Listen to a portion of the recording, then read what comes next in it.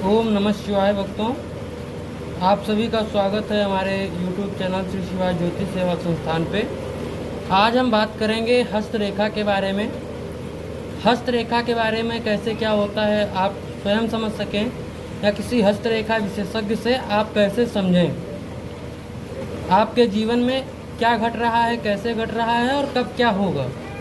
पूरा जीवन आपका हाथों में है, हाथ की रेखाओं में है। बस आप एक अच्छे हस्तरेखा विशेषज्ञ के पास जा करके पूछने तक की देरी है। आज हम समझाएंगे हस्तरेखा के बारे में, कैसे कैसे हस्तरेखाएं बनती हैं, उसका क्या मतलब होता है।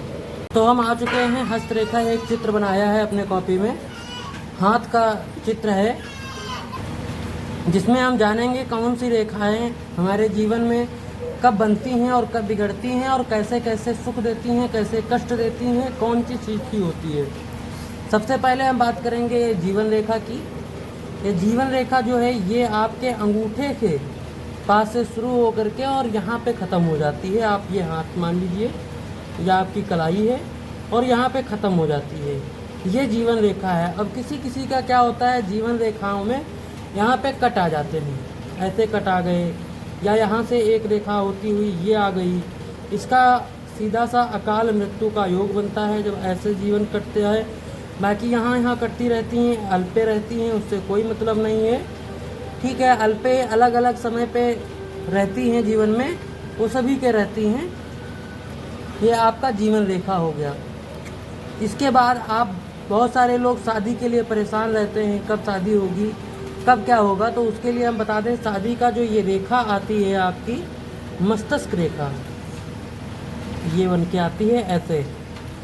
तो इसके बीच में आप देखेंगे उंगली और इसके बीच में, इस वाले रेखाओं के मस्तिष्क रेखा के बीच में ऐसे लकीर होंगी, एक होंगी, दो होंगी। तो इसमें क्या होता है कि किसी किसी के एक होती है, किसी के दो होती हैं। जिनके एक होती है उनके शादी का योग एक बार है, और जिनके दो रेखाएं होती हैं उनके शादी का योग जो है वो दो बार होता है। दूसरी चीज़ ये रहता है, पुत्र। लोग पूछते हैं हमारे संतान कब होगी, पुत्र कब होगा। उसके लिए अंगूठे के पास आपको देखना रहेगा, यहाँ से लेकर के यहाँ तक ये हाथ है, बीच की रेखा छोड़ दीजिए और यहाँ पे देखिए कितनी रेखाएं हैं।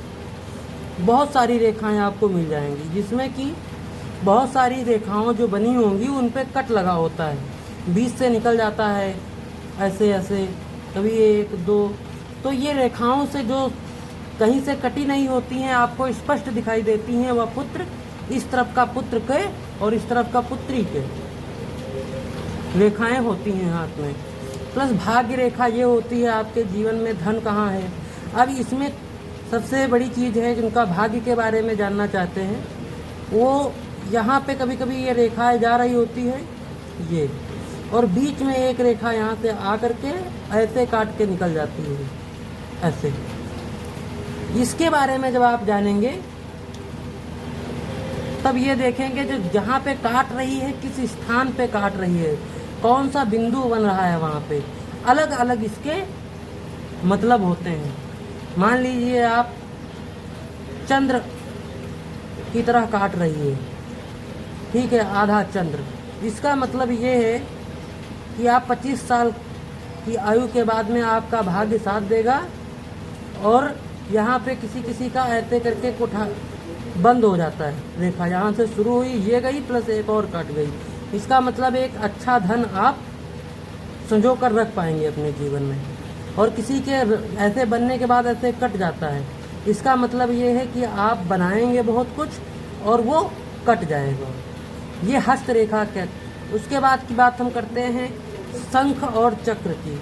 अंगूठे पे, उंगली पे पोटे जो होते हैं उसमें शंख चक्र बने होते हैं, उनका अलग अलग भाव होता है, अलग अलग परिणाम होता है।